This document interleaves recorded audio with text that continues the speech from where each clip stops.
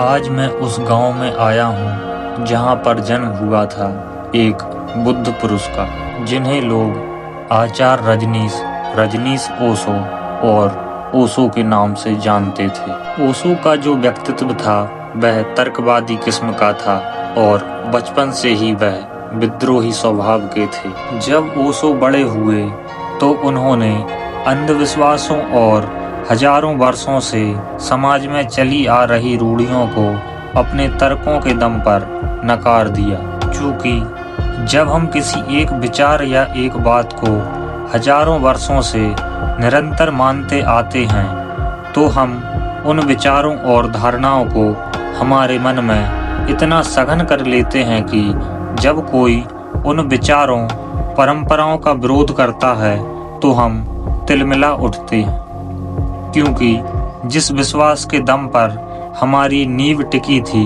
वह अब किसी ने गलत साबित कर दी। ओशो के भी इसी के चलते लाखों लोग दुश्मन बने, क्योंकि उन्होंने लोगों के झूठे विश्वासों और अंधविश्वासों को तोड़ा।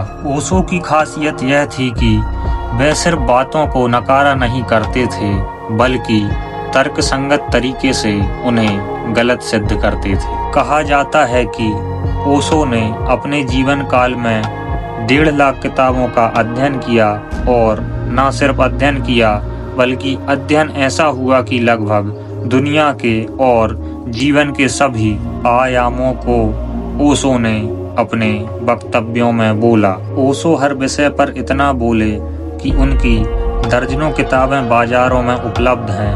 हालांकि ओशो ने खुद से कोई भी किताब नहीं लिखी थी, बस उन्होंने अपने वक्तव्यों को रिकॉर्ड करवाया था और उनके वक्तव्यों को फिर किताबों के रूप में बदलने का काम उनके शिष्यों ने किया। ओशो के पास इतना ज्ञान था कि अगर वह खुद से किताब लिखने बैठते तो वह इतना ज्ञान प्रकट ना कर पाते, क्योंकि लेखन में समय लगता है। इसलिए शायद उन्होंने वक्तव्य देना सही समझा। ओशो के विचारों में लोग टकराव और अनेक बार द्वंद्व की स्थिति भी पाते हैं। चूँकि जब कोई व्यक्ति जीवन के सभी आयामों पर बोलता है तो विरोधाभास निश्चित है। ओशो उन लोगों में से नहीं थे जो लोगों और समाज के डर से अपने वक्तव्यों में बदलाव कर दें। जो उन्होंने जाना वह उन्होंने बोला, और बोले तो ऐसे बोले दुनिया के सुपर पावर कहे जाने वाला देश अमेरिका को हिलाकर रख दिया। एक सामान्य से गांव कुचवाड़ा में पैदा हुए ओशो ने अमेरिका में 56,000 एकड़ की संपत्ति खरीदी, जिसकी हम कल्पना भी नहीं कर सकते। लोगों को अक्सर ओशो की बुराई करते हुए सुना जाता है, क्योंकि ना तो उन्होंने ओशो को पढ़ा है और ना ही उन्हें सुना है।